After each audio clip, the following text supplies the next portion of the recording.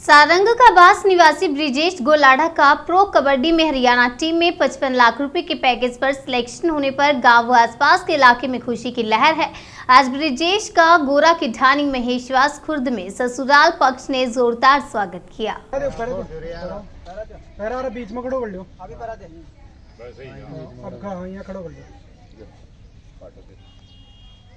उभरो बस, उभरो।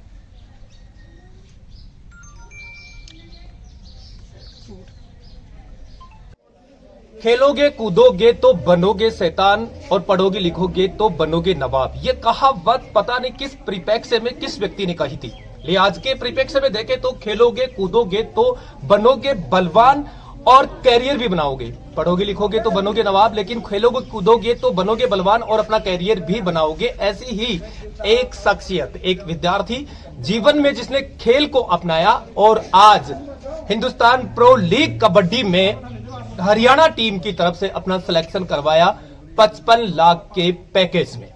ऐसे ही ब्रिजेश गोलाढ़ा हमारे साथ हैं, इनसे पूछते हैं कि किस तरह से ये कबड्डी जैसे खेल को उन्होंने अपनाया और ये यहाँ तक पहुंचे, वो यात्रा इनकी कैसी रही। नमस्कार ब्रिजेश जी। ब्रिजेश जी, आप जो है ना, पहली बार कब आपको लगा था विद्यार्थी जीवन में कि मुझे कबड्डी खेलनी चाहिए और इस तरह का आगे तक जाना चाहिए? सर, स्कूली स्तर से ही ऐसे थोड़ा जुनून सा था कि अपन कबड्डी खेले।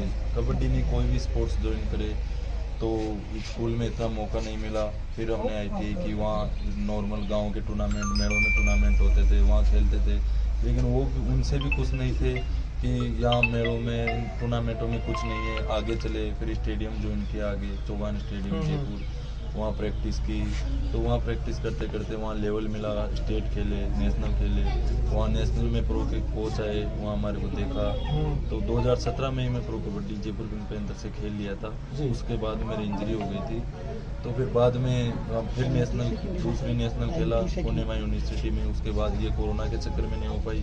फिर अगली यूपी अयोध्या खेल के वहाँ से ये सीजन अभी ऑप्शन लगाया हरियाणा स्टीलर्स में। उन्होंने मेरे को 55 लाख रुपए देके खरीदा। नहीं, ऐसा नहीं लगता कि आज जैसे हम देखते हैं स्कूली जो व्यवस्थाएं हैं उसके अंदर ज्यादातर जो पढ़ाई डॉक्टर इंजीनियर बनना है, ये करना, खेलों को थोड़ा कम तवज्जो दिया जाता है, इसके बारे में क्या कहना चाहेंगे आप?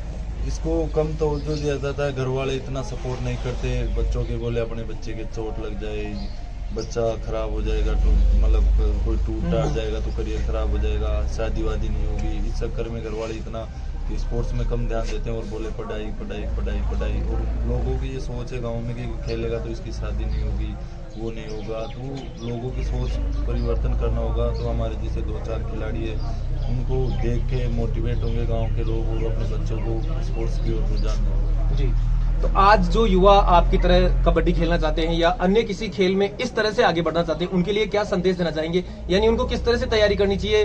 ये एक लंबी ये एक दौड़ होती है, इसके अंदर वो कैसे पेशेंस रखिए, क्या करें? लंबी दौड़ होती है। मेरे को 6 साल हो गए प्रैक्टिस करते हुए। ये पता नहीं था कि इतना करियर होगा, लेकिन ये था कुछ ना कुछ हासिल करना है, इसलिए हमारे को ये मिला। ये कोई शुरू में थोड़ी पता होता है कि हरियाणा स्टीलर्स में जाएंगे, उसमें जाएंगे। शुरू में कोई नहीं था, एक सपना था कि प्रो कबड्डी खेले और जिनको अपने स्टार समझते हैं उनके साथ अब हमारे को खेलने का मौका मिलेगा। और मैं तो ये कहता हूँ, मेरे साथ के गांव में तो बहुत बच्चे स्पोर्ट्स से जुड़े हुए हैं, खूब जुड़ गए 2-3 साल से। कोई स्टेट खेले, नेशनल, धीरे धीरे इतने बच्चे हो जाएंगे यहाँ से कि पूरी प्रो कबड्डी में अपने यहाँ से खेलेंगे।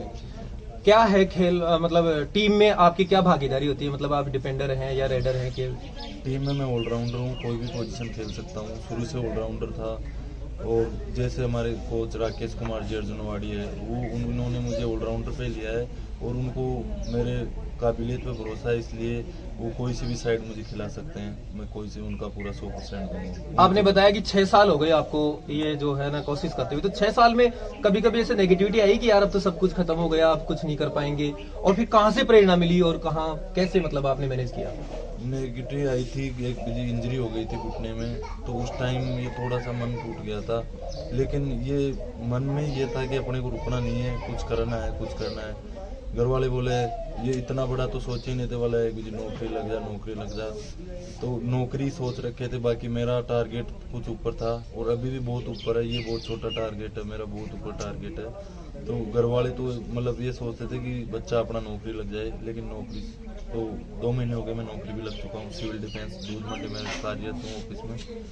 और घर वाले नौकरी से खुश थे, लेकिन उनको अलग कर दिया तो जी, जी। और ज्यादा खुश है। तो जैसे कई लोग हैं गांव के अंदर, आपको डिस्को ऑपरेट करने वाले खूब लोग मिल जाते हैं कि खेल में क्या बड़ा है यार, क्यों जिंदगी खराब कर रहा है, यानी 90% लोग आपको डिस्को ऑपरेट करते हैं, लेकिन कुछ लोग होते हैं जो आपको खूब कोऑपरेट करते हैं, मोटिवेट। तो ऐसे कौन लोग जिन्होंने आपको मोटिवेट किया, जिनसे आप प्रेरित हुए, आपको कमजोर नहीं पड़ने दिया, उन लोगों के लिए कुछ कहना चाहेंगे? गाँव में तो मतलब 90% बिल्कुल नेगेटिविटी आदमी है, मिलते हैं, बोले ये वो करेगा ये वो। अब गांव में तो यही रहता है माहौल, कोऑपरेट करने वाला एक भी नहीं था।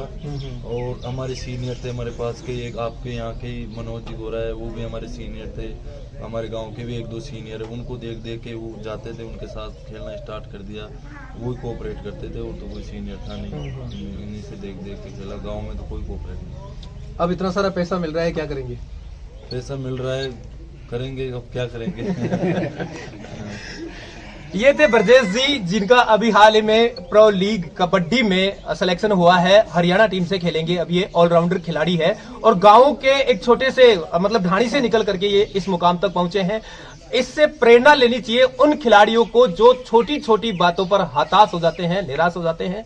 और गांव ढाणियों के अंदर हमें समझना चाहिए कि विद्यार्थियों को जो कहावत जो सदियों से चली आ रही है कि पढ़ोगे लिखोगे बनोगे शैतान, उसे बदलने की आवश्यकता है। पढ़ोगे लिखोगे तो बनोगे बलवान, कामयाब, और आप इतिहास बनाने का और दुनिया में छाने का मौका मिलता है। मैं सुरेश शर्मा, SSP न्यूज, नमस्कार।